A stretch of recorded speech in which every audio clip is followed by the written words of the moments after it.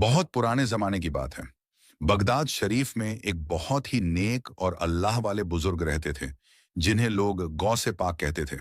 उनकी जिंदगी सादगी, इबादत और सच्चाई से भरी हुई थी। एक दिन गौसे पाक नदी के किनारे बैठे थे। तभी उन्होंने देखा कि पानी में एक सेब बहता हुआ आ रहा है। गौसे पाक ने उस सेब को उठा लिया।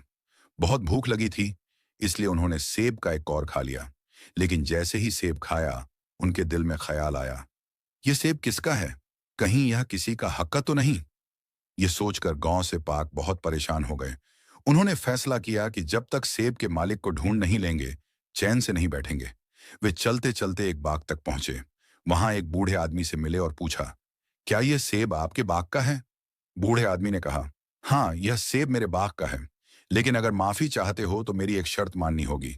गौ से पाक ने कहा, जो भी हुक्म हो, मुझे मंजूर है।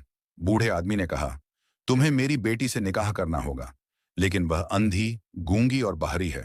गौ से पाक अल्लाह की रजा पर राजी हो गए और शर्त कबूल कर ली। जब निकाह के बाद उन्होंने अपनी बीवी को देखा तो हैरान रह गए।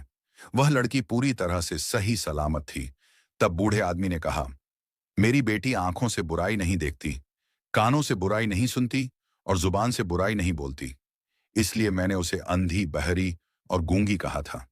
यह सुनकर गौ से पाक की आंखों में आंसू आ गए और उन्होंने अल्लाह का शुक्र अदा किया।